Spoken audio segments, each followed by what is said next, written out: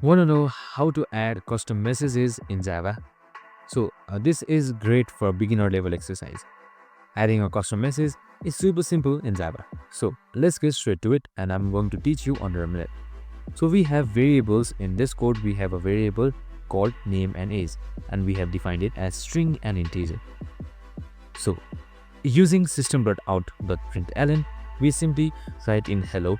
So this is something that we show to the user, that is hello, that is under quotation marks, and plus name plus this simply shows this name right here, that is MANAS. So make sure you add two addition signs in order to make sure our string name is shown. And same thing, now we just simply hit towards age right here, and we just simply type in UR and just end and start with addition and then select age so that int age is printed. And that's it. Super simple and easy. You can just simply run this code.